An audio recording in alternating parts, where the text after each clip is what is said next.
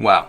You ever have one of those nights where it's like you're tossing and turning and tossing and turning and tossing and turning and tossing and turning? You just can't fall asleep? That was last night for me. Really a relaxing night, which is funny because I stopped working around 8 o'clock, watched some like TV for about 2 hours, kind of got ready for bed, was in bed by like around 11ish. Then I was wide awake. Flat out wide awake until about like 1 o'clock in the morning, 12:30 in the morning. And then like at that point I was like, okay, I'm flat out awake. I grabbed my laptop and I doing a little bit of like research on like things on YouTube, looking at YouTube analytics and like just trying to like grow my YouTube channel. And then I did a little reading and finally fell asleep, but I was probably up until like 1:30. So then I slept through my alarm because normally I actually had an alarm to get up at 5:30 this morning. I had to text my trainer because I was supposed to train at 6, canceled that. And then the alarm was supposed to go off at 6:30, but when I woke up it was 7:45. Had a 8:15 appointment with my employee. He edited his first vlog for me yesterday and I took his edit and then re-edited it a bit, fit the style a little better for my channel, but I was really impressed with what he did. It was genuinely good quality and I was like, first edit, man, like he very good. I was pumped actually. We hopped on a Zoom call a little later, kind of reviewed it and I kind of walked him through like what changes I made and why I made them and my thoughts behind the changes so he can kind of still a little bit learn my style. I feel like a little bit behind the 8 ball in the sense of like I feel like there's so many things that I have to do and it's just like the list keeps getting longer and the days keep going by. So that's really, I'm gonna really try to be diligent with my time, and I feel like we all kind of waste time and without realizing it, and I really want to be diligent and like I got stuff to do, man.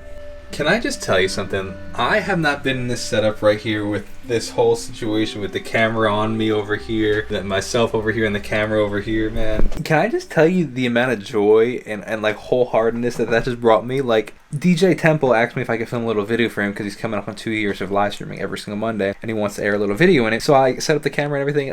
So like I set up the Streamlabs, which is how I record all my videos when I film anything, and it just felt so at home. And it just felt so good. Like I haven't live streamed in over almost 2 months. I haven't filmed a reaction in I don't know how long. I don't know, to be in this seat with myself over here on that screen and just filming, it felt so natural and it just felt like being at home. I really enjoyed it. It felt really, really good. On a side note though, part of what the research I was doing last night was debating the idea of potentially starting up with reactions again in a different way, maybe pushing the Patreon a little more.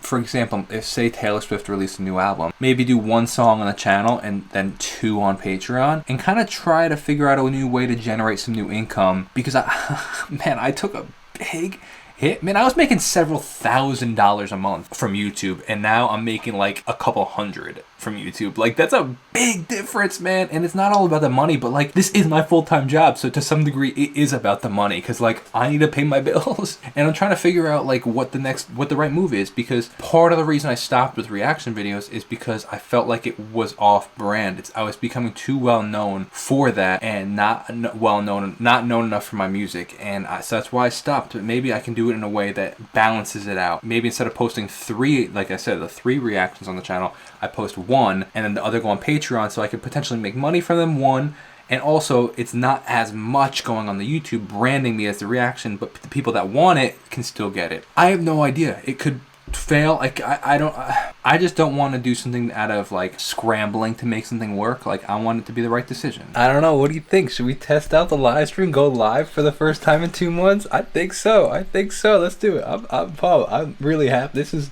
making me so happy. Ready? Let's go live. Testing. 1, 2, 3. Does this even work anymore? It's been about 2 months since I've done my last live stream, which is crazy for me because I used to be Mr. Live Stream over here, live streaming 5 times a day, 8 hours straight a day. And here we are. It's been 2 months. So testing, knock, knock, knock. Anybody still in there? Oh my gosh, yo, man, when I tell you that this merch order that I have is an absolute disaster, I'm not joking. So I just went through and did a whole inventory on all the merch that I have left. Everything I have. When I do my inventory, it literally makes no sense because what I ordered did not come in inventory wise, even in product wise. Like for example, Danielle's t-shirts and sweatshirts, none of them were supposed to be gray. She ordered black and olive. So why do we have gray? Another is I ordered maroon stuff. There's no maroon. Now granted, I know stuff got lost because when the lady ordered the stuff, literally was damaged in travel. So she was kind of scrambling. But like then she sent me an inventory. And when I compare it to the inventory that I have, it just makes no sense For example, she's saying she sent 5 medium black tees, but that doesn't make sense because I have 16 black tees in just the More Than Music, and I have none in Bullet. She said she sent 5 in Bullet and 5 in More Than Music, so 10 total. Meanwhile, I have 16 More Than Musics, 0 Bullets, and this literally makes no sense. Or she's saying that she sent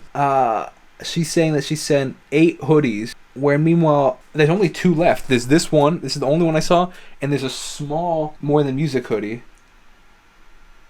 This is insane. Potential lessons for next time. While I loved this merch ticket thing idea that I did, I don't know if I would put the date on it again, just because now I have all these random ones left over that I can't do anything with unless I just cut off the bottoms. I could just cut off the bottoms and then they're usable again. I'll save these, but like to some degree, same thing with the wristbands. The wristbands have the date on it, and because of that, like I can't use them again. So maybe next time in the future, going forward, I don't put dates on things, so I could reuse them if I ever want to. For example, like this event staff, no date. VIPs, no date. Like this is like this VIP one.